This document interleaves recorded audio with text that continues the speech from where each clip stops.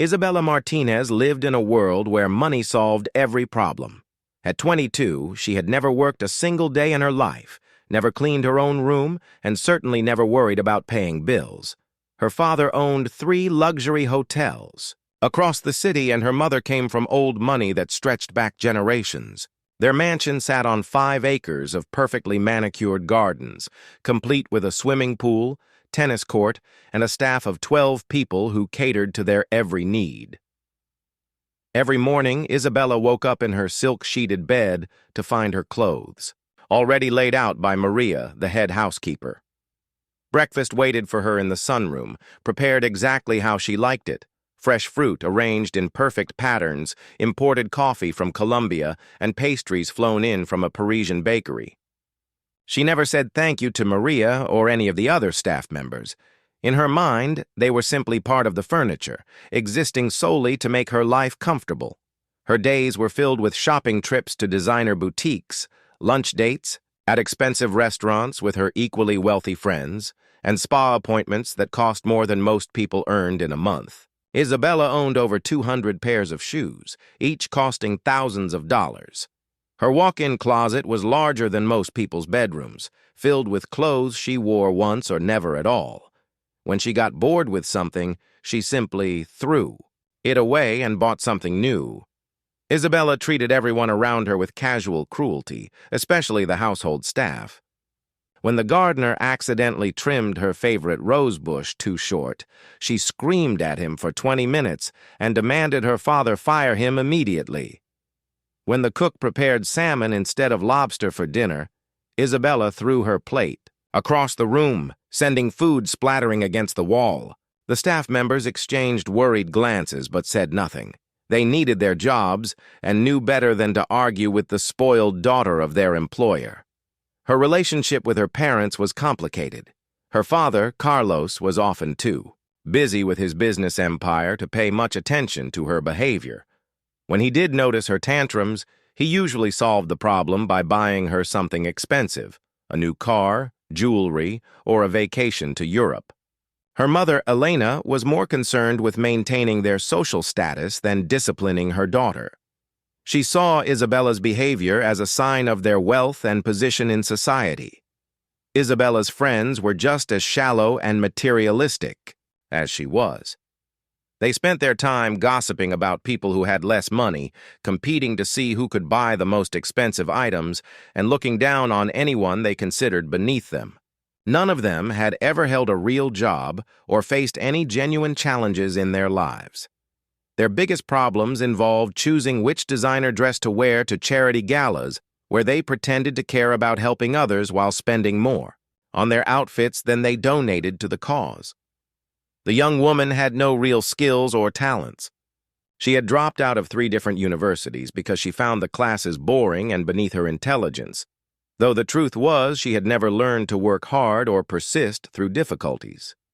Everything had always been handed to her on a silver platter, so she had never developed any resilience or determination. She spoke 3 languages fluently, but only because her parents had hired expensive tutors, not because she had any particular gift for learning. Isabella's romantic relationships were equally shallow. She dated men who were attracted to her father's money and her own stunning beauty, but none of these relationships lasted long. She would quickly grow bored when the men couldn't provide her with constant entertainment and expensive gifts. She had never experienced real love or formed a deep connection with another person, partly because she was incapable of thinking about anyone other than herself. Her daily routine never varied much. She woke up late, spent hours getting ready with the help of her personal stylist, went shopping or had lunch with friends, returned home for dinner prepared by the kitchen staff, and then went out to expensive clubs or parties in the evening. She never cooked, cleaned, did laundry, or performed any household tasks. She didn't even know how to operate the washing machine or dishwasher in her own home. The household staff had grown to resent Isabella over the years, though they were careful never to show it. Maria, who had worked for the family for 15 years, often went home exhausted and frustrated after dealing with Isabella's demands and insults. The other staff members shared stories about her cruel behavior, but they all needed their jobs and knew that complaining would only result in them being fired. They watched as Isabella wasted money on things she didn't need, while they struggled to support their own families on their modest salaries. Isabella had no awareness of how her behavior affected others. She lived in a bubble of privilege that protected her from understanding the real world. She had never seen poverty, never experienced loss, and never faced any consequences for her actions. Her parents' wealth had created a perfect storm of entitlement and selfishness that was about to collide with reality in ways she could never imagine. The foundation of her comfortable life was built on something far more fragile than she realized, and soon, everything she took for granted would come crashing down around her. The first crack in Isabella's perfect world appeared on a Tuesday morning in March. She was trying on a diamond necklace that cost more than most people's cars when her father burst into her room with a face she had never seen before. Carlos Martinez, usually calm and controlled, looked pale and shaken. His hands trembled as he sat down heavily on her bed, ignoring the expensive clothes scattered everywhere. Isabella barely looked up from her mirror as she continued admiring the necklace. She complained about how the diamonds weren't quite the right shade and how disappointed she was with the jeweler. Her father tried to interrupt her several times, but she kept talking about returning the necklace and finding something better. Finally, Carlos grabbed her shoulders and forced her to look at him directly. The words that came out of his mouth made no sense to Isabella at first. Federal investigation, money laundering charges, frozen bank accounts, business partners arrested. She stared at him blankly, as if he were speaking a foreign language. The concepts were so far removed from her reality that her brain simply couldn't process them. She asked him if this meant they would have to cancel their planned trip to Monaco next month. Carlos explained that their family lawyer had called that morning with devastating news. The FBI had been investigating his business partners for years, and they had discovered that much of the money flowing through their hotels came from illegal sources. Even though Carlos claimed he had no knowledge of these activities, the authorities didn't believe him. All of their assets were being seized as evidence, including their homes, cars, bank accounts, and businesses. Isabella's first reaction was anger rather than fear or sadness. She accused her father of lying to her, insisting that he must be able to fix this problem the same way he had always fixed everything else in her life. She demanded that he call their lawyers, use his connections, or pay whoever needed to be paid to make this situation disappear. When he explained that they no longer had access to their money to pay anyone, she threw a tantrum that would have been embarrassing in a 5-year-old. The reality of their situation became clearer over the next few days as government officials arrived to catalog and seize their possessions. Isabella watched in horror as strangers walked through her home, putting sticky notes on furniture, artwork, and electronics. They took photos of everything, including her clothes and jewelry. When she tried to hide some of her most expensive items, an FBI agent gently but firmly informed her that removing any property would be considered obstruction of justice. Elena Martinez handled the crisis no better than her daughter. She spent most of her time locked in her bedroom, crying and refusing to speak to anyone. The woman who had once hosted elegant dinner parties for 50 people couldn't even manage to make herself a cup of coffee. She had never learned basics, life skills, because there had always been staff to handle such things. Now, with the staff dismissed due to lack of funds to pay them, both women were completely helpless. The media attention was brutal and swift. Within a week, their story was front-page news in all the local papers and featured prominently on television news programs. Reporters camped outside their mansion, taking photos and asking questions that Isabella was completely unprepared to answer. Her former friends, who had once competed for her attention, suddenly stopped returning her phone calls. The invitations to parties and social events dried up overnight. Isabella's credit cards were canceled one by one as the banks learned about the federal investigation. She discovered this embarrassing fact while trying to buy lunch at her favorite restaurant. where she had eaten hundreds of times before. The server quietly informed her that her card had been declined, and Isabella had no cash to pay the bill. She had never carried cash because she had never needed to worry about having enough money. The restaurant manager, who had always treated her like royalty, looked uncomfortable as he asked her to call someone who could settle the account. The family was forced to move out of their mansion within 30 days. They had nowhere to go and no money to rent another place. Carlos had lost his business license and faced the possibility of years in prison. Elena's family money, which had seemed endless, turned out to be tied up in trust funds that were also under federal investigation. For the first time in their lives, all three family members faced the terrifying prospect of being genuinely poor. Isabella's expensive education had taught her nothing practical about surviving in the real world. She didn't know how to look for a job, write a resume, or even use public transportation. She had never filled out an application for anything more complicated than a country club membership. The skills that had seemed important in her previous life, knowing which fork to use at formal dinners or recognizing designer labels, were completely useless in her new situation.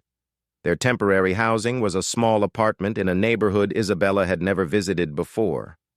The building was old and poorly maintained, with thin walls and broken elevators. Isabella cried when she saw the tiny bedroom she would have to share with her mother, comparing it unfavorably to her former walk-in closet. There was no dishwasher, no housekeeping service, and no staff to prepare meals or handle daily tasks. The apartment came furnished with basic items that Isabella found disgusting and beneath her standards. The mattresses were old and uncomfortable, the furniture was worn and outdated, and the kitchen appliances were ancient. She complained constantly about the noise from neighbors, the smell in the hallways, and the general decline in their living situation. She still believed that this was all temporary and that her father would somehow restore their fortune and their lifestyle. Reality hit Isabella like a physical blow when the electricity was shut off in their apartment. She had never paid a utility bill in her life and didn't understand why the power company wouldn't just send the bill to her father like always. Elena sat in the dark living room, staring at the wall and barely speaking. Carlos spent his days meeting with lawyers who delivered increasingly bad news about their legal and financial situation. The apartment grew cold as November arrived, and they couldn't afford to pay the heating bill. Isabella wrapped herself in the few clothes she had been allowed to keep, shivering and complaining bitterly about their circumstances. She still refused to accept that this was their new reality, insisting that someone would rescue them, or that her father's lawyers would find a way to get their money back. The concept of permanent poverty was simply too foreign for her to grasp. Food became a daily struggle. Isabella had never grocery shopped in her life and didn't know how to compare prices or look for bargains. She would wander through the supermarket, in confusion, overwhelmed by having to make choices based on cost rather than preference. The cheap food they could afford tasted terrible to her refined palate, and she often refused to eat rather than consume what she considered inferior meals. Their savings, which had seemed like a reasonable emergency fund, disappeared frighteningly quickly. Rent, utilities, and basic groceries consumed every dollar they had managed to hide from the federal seizure. Carlos tried to find work, but his legal troubles made him unemployable in his former industry. Elena remained largely incapacitated by depression and shame, unable to contribute anything to their survival. Isabella's attempts to reach out to her former friends for help were met with uncomfortable excuses and polite rejections. The wealthy social circle that had once embraced her now treated her like she had a contagious disease.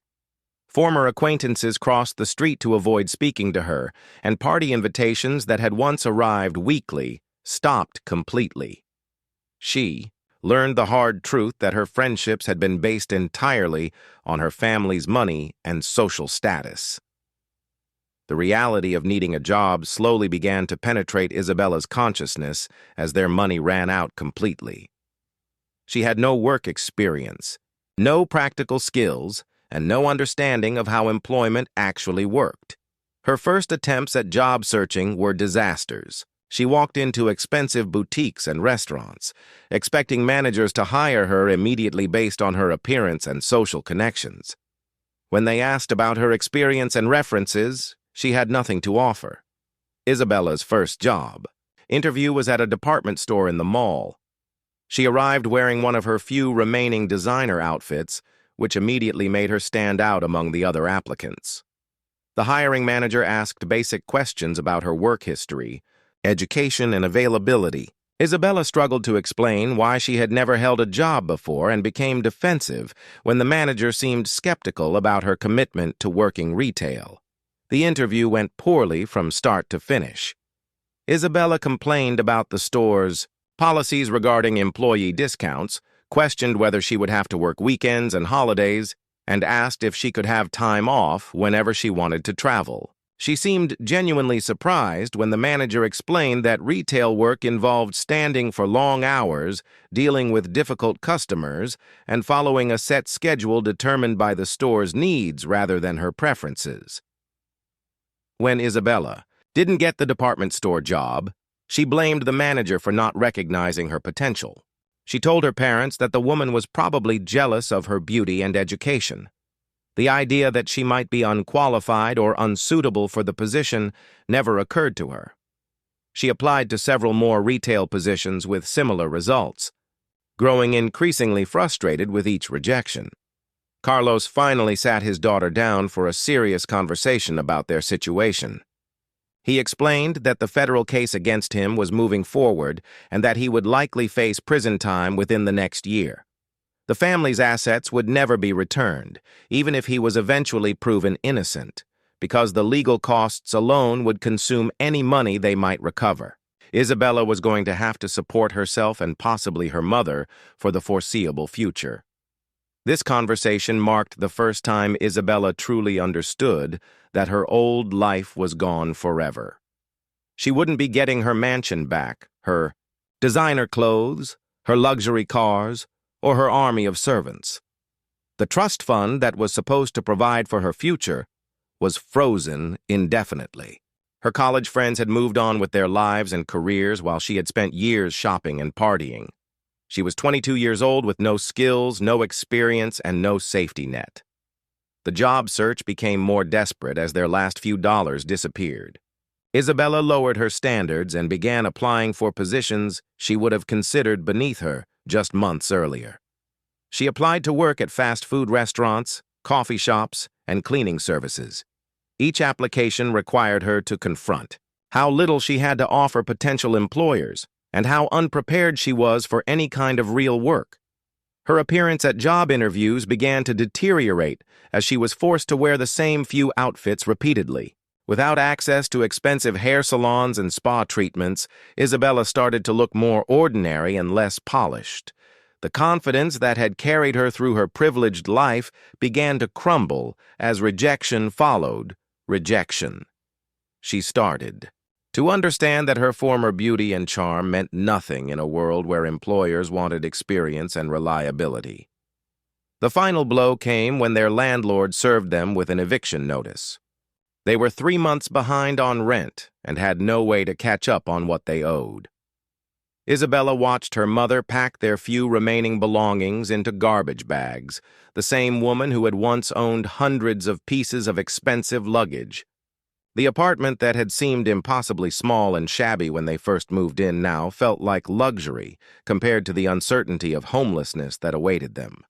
Desperation finally drove Isabella to accept any job she could find. After weeks of rejections, she finally found employment at a small family-owned restaurant called Mama Rosa's in a working-class neighborhood she had never visited before. The owner, an elderly Italian woman named Rosa Benedetti, was initially skeptical of the well-dressed young woman who seemed completely out of place in her modest establishment. Rosa hired Isabella only because she was desperate for help, and no one else had applied for the position. The job paid minimum wage with no benefits, and the work was harder than anything Isabella had ever imagined. She was expected to clean tables, sweep floors, wash dishes, and serve customers from opening at 6 in the morning until closing at 10 at night. The restaurant was busy, noisy, and constantly chaotic. Isabella's first day of work was a complete disaster. She had never cleaned anything in her life and didn't know how to properly wipe down tables or sweep floors. She broke 3 glasses while clearing dishes and spilled coffee on 2 different customers. Her expensive shoes, the only pair she owned, were completely inappropriate for standing on kitchen floors all day. By noon, her feet were covered in blisters and she was exhausted.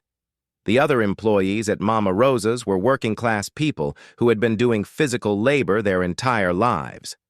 They watched Isabella struggle with basic tasks and whispered among themselves about the strange new girl who clearly didn't belong. Maria Santos, a middle-aged woman who had worked at the restaurant for 10 years, tried to teach Isabella how to properly clean and serve customers, but grew frustrated with her slowness and constant complaints. Isabella's privileged background made it impossible for her to connect with her co-workers. When they talked about their families, their struggles, to pay bills, or their second jobs, she had nothing to contribute to the conversation. She couldn't understand why Maria sent most of her paycheck to support her elderly mother, or why James, the cook, worked 7 days a week to provide for his 3 children. Their lives seemed impossibly difficult and depressing to her. The customers at Mama Rosa's were mostly blue-collar workers, families on tight budgets, and elderly people from the neighborhood. Isabella had never interacted with people from these social classes before and found their mannerisms and speech patterns strange and sometimes annoying. She struggled to hide her disdain when customers ordered the cheapest items on the menu or left small tips. Her attitude showed, and several customers complained to Rosa about the unfriendly new waitress. Rosa called Isabella into the kitchen after her 3rd day of work. The older woman had been watching her carefully and could see that Isabella was struggling with more than just the physical demands of the job. Rosa had built her restaurant by serving hard-working people who reminded her of her own immigrant parents, and she had little patience for anyone who looked down on her customers or employees. The conversation was difficult but necessary. Rosa explained that Isabella's attitude was unacceptable and that she would be fired if she couldn't learn to treat everyone with respect. She pointed out that Isabella seemed to think she was better than the work and the people around her, which was poisoning the atmosphere in the restaurant. Rosa had seen entitled young people before, but never anyone quite as clueless about real life as Isabella. Isabella tried to defend herself, explaining that she was doing her best and that this type of work was completely new to her. She told Rosa about her family's former wealth and her complete lack of experience with any kind of manual labor.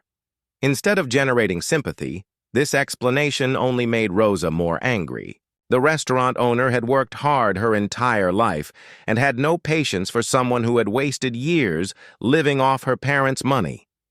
Rosa gave Isabella 1 week to improve her attitude and performance, or she would be fired.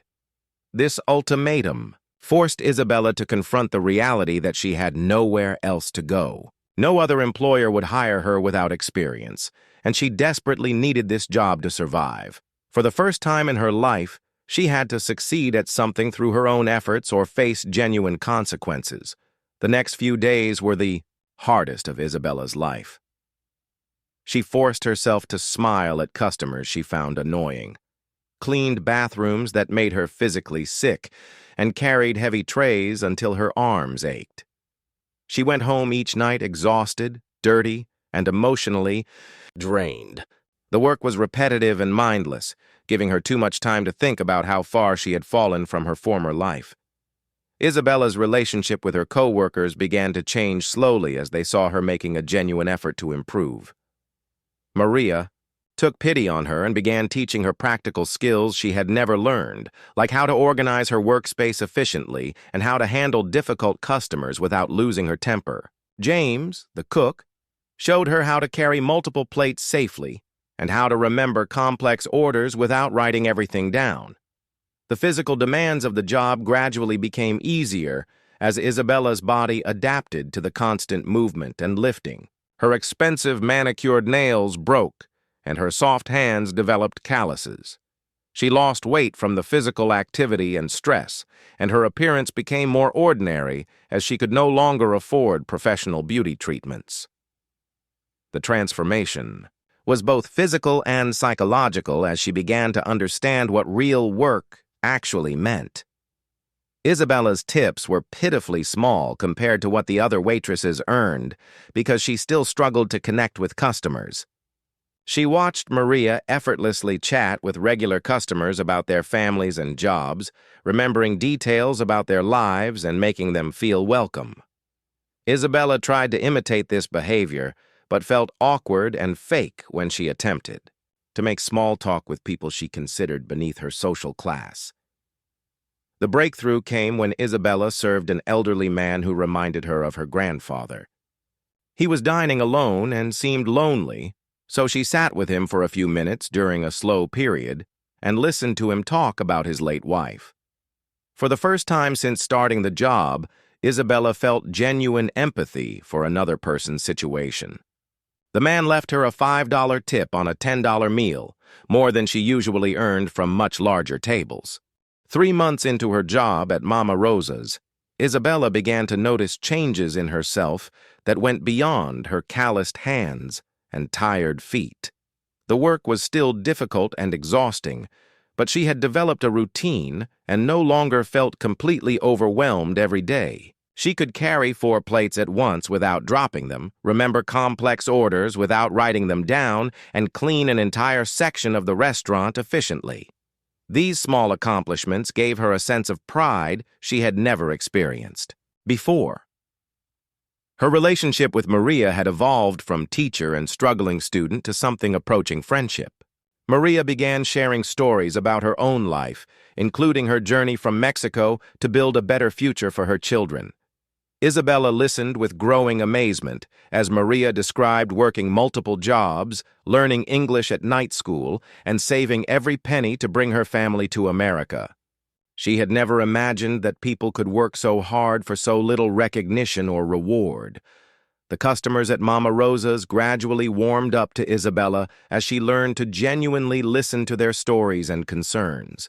She discovered that Mr. Peterson, the elderly widower who had left her the generous tip, came to the restaurant every Tuesday because it was the anniversary of his first date with his wife 50 years earlier.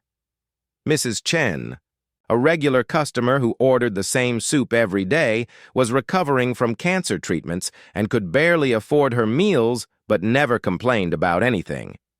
Isabella began to understand that her former lifestyle had been built on the labor of people exactly like her current co-workers and customers, the maids who had cleaned her mansion, the gardeners who had maintained her family's estate, and the service workers who had catered to her every whim had all been working just as hard as she was now, but she had never seen them as real people with their own struggles and dreams. The realization was both humbling and painful. Her mother Elena remained largely helpless and depressed, spending most of her time in their tiny apartment, watching television and mourning their lost fortune. Isabella found herself becoming the responsible adult in their relationship, managing their meager finances and making decisions about their survival. The role reversal was strange and sometimes overwhelming, but it also gave Isabella a sense of purpose she had never had before. Carlos was sentenced to 5 years in federal prison for money laundering and tax evasion. The day he was taken away was one of the worst of Isabella's life, but it also marked a turning point in her development. She realized that she could no longer rely on anyone else to solve her problems or provide for her needs. She was truly on her own for the first time in her life, responsible not only for herself, but also for her mother's survival. Isabella's living situation became even more precarious after her father's imprisonment. They moved to an even smaller apartment in a rougher neighborhood, and Isabella had to take on additional shifts at the restaurant to pay their bills. She worked 6 days a week, sometimes pulling double shifts when other employees called in sick. The exhaustion was overwhelming, but she discovered an inner strength she had never known she possessed. Rosa began to trust Isabella with more responsibilities at the restaurant. She taught her how to count the daily receipts, manage inventory, and train new employees. Isabella found that she enjoyed these challenges and was good at organizing systems and solving problems. Rosa admitted to Maria that she was surprised by how much Isabella had changed and how reliable she had become. The transformation wasn't just professional. Isabella began to notice and care about the struggles of people around her. When James, the cook, mentioned that his daughter needed school supplies but money was tight, Isabella quietly bought the items and left them in the kitchen with a note saying they were from an anonymous donor. When Maria's car broke down and she couldn't afford repairs, Isabella organized the restaurant staff to pool their money to help her. Isabella's former beauty, which had once been maintained by expensive treatments and designer clothes, evolved into something different, but equally attractive. Her face showed character and determination that hadn't been there before. Her body was stronger from physical work, and her eyes held a depth that came from experiencing real hardship and learning to overcome it. She still turned heads, but now it was because of her genuine warmth and strength rather than just her expensive appearance. The young woman who had once thrown tantrums over minor inconveniences now handled genuine crises with calm determination. When the restaurant's dishwasher broke during a busy Friday night, Isabella rolled up her sleeves and washed dishes by hand for 4 hours without complaint. When a customer had a heart attack in the dining room, Isabella called for emergency help and stayed with the man's frightened wife until the ambulance arrived. Isabella began attending night classes at the community college, using her employee discount at the restaurant to study during slow periods. She was working toward a certificate in business management, hoping to eventually open her own small restaurant or cafe.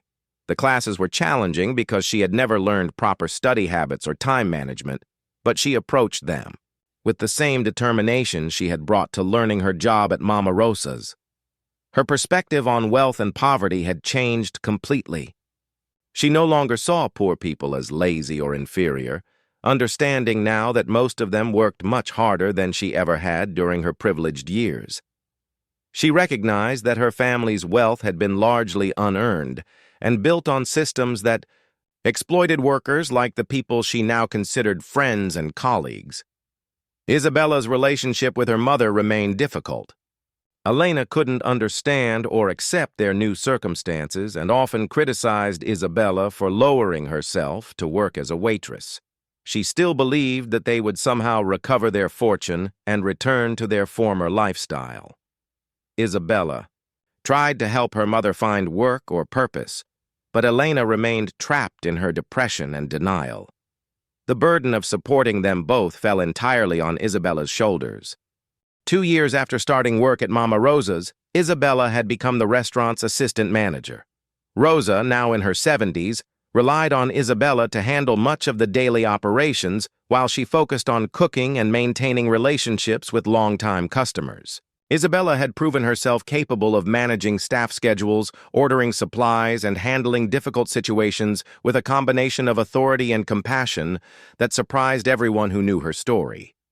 Isabella's transformation was complete, in ways that went far beyond her job responsibilities. She had developed genuine friendships with her coworkers based on mutual respect and shared experiences rather than social status or money. Maria had become like an older sister to her, offering advice about everything from managing finances to dealing with difficult people. James trusted her enough to ask for help when his teenage son got into trouble at school, knowing that Isabella would listen without judgment and offer practical solutions. The young woman who had once spent thousands of dollars on a single shopping trip now carefully budgeted every penny of her modest income. She had learned to find satisfaction in small victories, paying all her bills on time, helping a coworker through a crisis, or receiving genuine thanks from a customer she had served well. These simple pleasures meant more to her than any luxury purchase from her former life had ever provided. Isabella's night school efforts had paid off with a business management certificate and acceptance into a bachelor's degree program that she could attend part-time. She dreamed of eventually opening her own small restaurant, perhaps specializing in the comfort food recipes that Rosa had taught her. The dream felt achievable because it was built on skills she had actually developed and knowledge she had earned, through hard work rather than family connections or inherited wealth. Her relationship with her mother had evolved into something more balanced and honest. Elena had finally begun working part-time at a local flower shop, largely because Isabella had insisted that they both needed to contribute to their survival.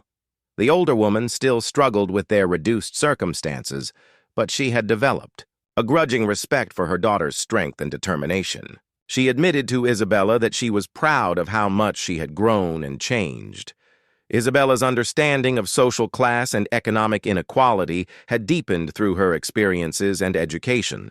She volunteered at a local food bank on her days off, using her organizational skills to help manage donations and serve meals to people facing even greater hardships than she had experienced. She saw families with young children who reminded her of her own journey from privilege to poverty, and she worked to help them with the same patience and kindness that Maria had shown her.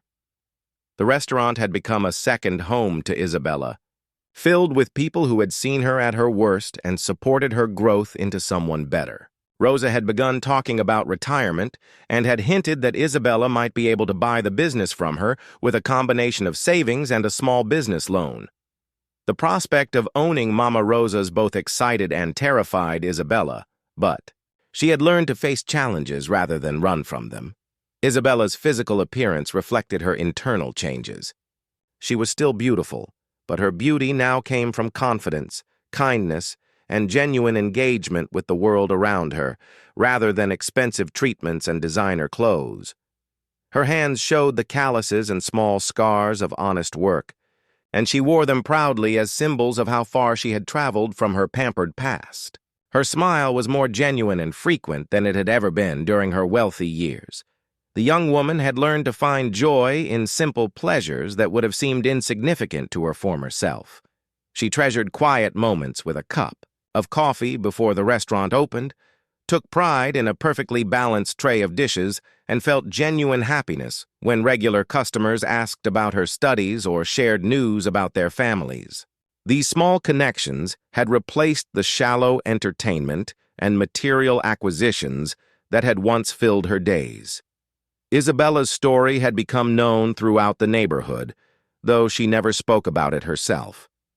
Customers and neighbors knew she had fallen from wealth and had earned their respect through her hard work and genuine transformation. Some people initially came to the restaurant out of curiosity about the former rich girl who had become a waitress, but they returned because Isabella served them with skill and treated them with genuine warmth. Her father's imprisonment had initially felt like the final catastrophe in their family's collapse, but Isabella had grown to see it differently. Carlos wrote to her regularly from prison, and his letters showed that he was also learning important lessons about the consequences of his choices and the value of honest work. He expressed pride in Isabella's transformation and regret for the years he had enabled her spoiled behavior by solving her problems with money rather than teaching her to face challenges herself.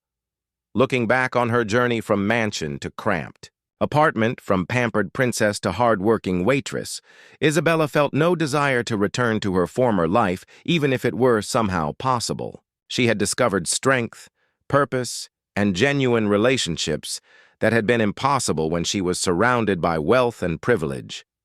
The work was still hard, the money was still tight, and the future was still uncertain. But Isabella faced these challenges with confidence in her ability to overcome them. Isabella Martinez had learned the most important lesson of her life, that real worth comes not from what you own or inherit, but from what you contribute to the world and how you treat the people around you. She had transformed from a spoiled, selfish young woman into someone who understood the value of hard work, genuine relationships, and personal responsibility. The riches she had lost were nothing compared to the character she had gained through Her journey from the heights of privilege to the dignity of honest labor.